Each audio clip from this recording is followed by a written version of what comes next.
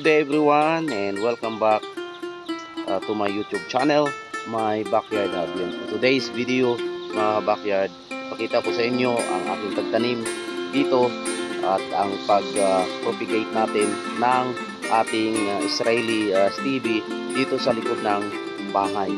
Ito ay nakuha ko doon sa harapan ng bahay ng aking sister-in-law, and dahil maulan dito sa amin ngayon, kaya madali siyang tumubo. So kaya kailangan na natin itanim ito sa lupa, and ito yung aking gawin ngayong araw na to. Itanim ko ito sa lupa dahil tuloy-tuloy yung ulan dito mga kabakyard.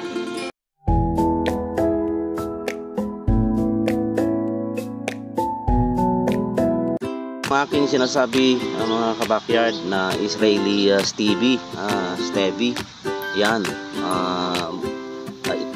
3 days pa lang ito na pinutol ko at inahanda kong itanim, pero yan talagang madali silang tumubo na, kaya kailangan natin mailipat or kailangan na natin maitanim ito sa lupa. Itong Israeli stevia mga kabakyard, mas mataas ito yung protein niya kumpara doon sa Napier grass na tinanim ko doon sa likod ng bahay. Although mayroon din ako doon mga natanim ng mga Israeli stevia, pero hindi masyadong marami.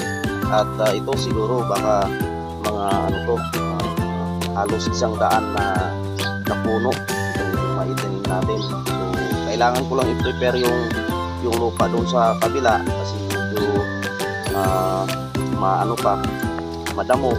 Kailangan kong putulin yung damo, at yung damo naman ay pwede makain sa aking kambing yung umaga o araw, kasi trip yung ulan dito mga kapatid, halos araw-araw. So kaya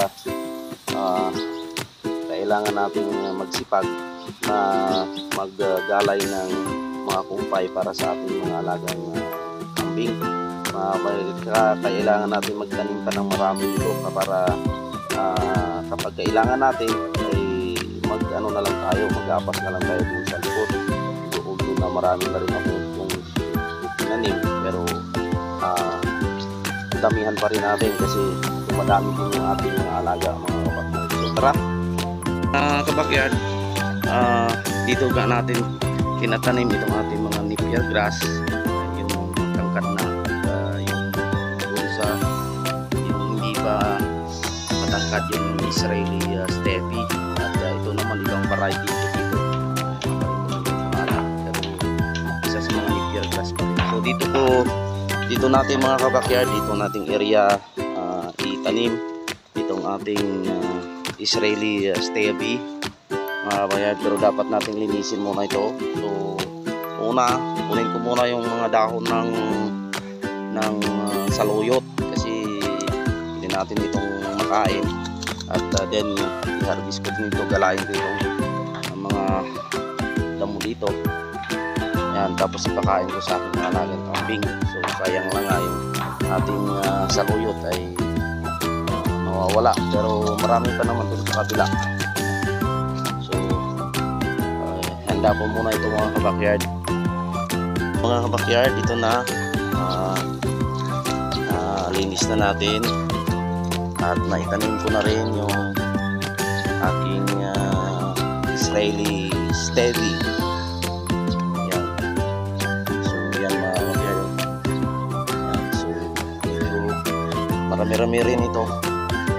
So kaya tama ito. Siguro after 3 months pero sigurado ito mga kabakyard ay mabubuhay ito kasi tag-ulan nga. Ayan.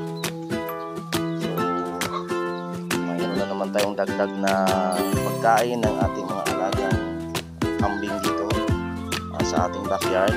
So mga kabakyard,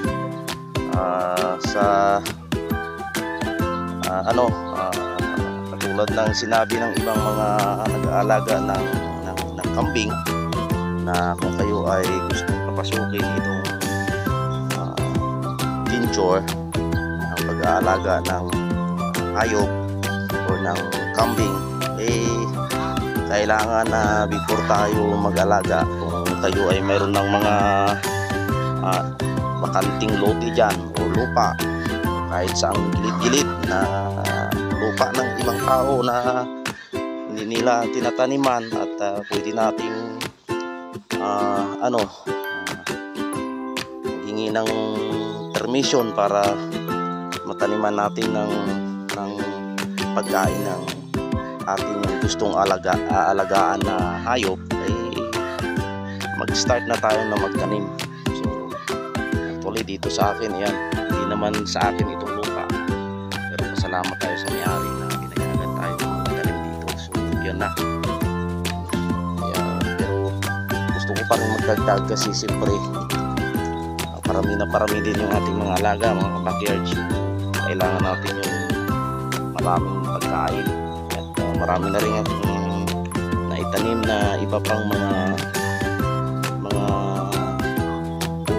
uri ng kahoy na pakain sa ating mga alaga, katulad nitong mulberry tree. Marami na rin akong tinanim, saka itong pakawati, yan, sa Ilonggo, gaway-gaway itong tawag sa amin. So marami na akong tinanim dito sa paligid, saka mayroong mga malunggay, yung mga kabakyard. So yun nga, yung mataas na malunggay na yan ay pinututol ko yung mga malalaking branch para tinatanim ko, pinutusok ko dito sa paligid kasi sigurado mabubuhay yun, para kasi maulan nga.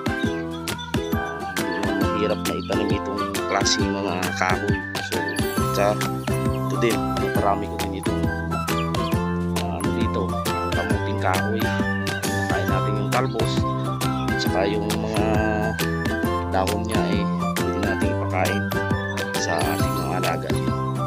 Yan, so dito ko na lang tatapusin yung ating vlog again, mga backyard. Maraming salamat sa patuloy na pagsuporta sa aking kaunting YouTube channel. Kung hindi pa kayo nakasubscribe, please subscribe, like, share ng ating mga videos, and don't forget to click the notification bell so that you will be updated to my next video, mga backyard. Maraming salamat and God bless you.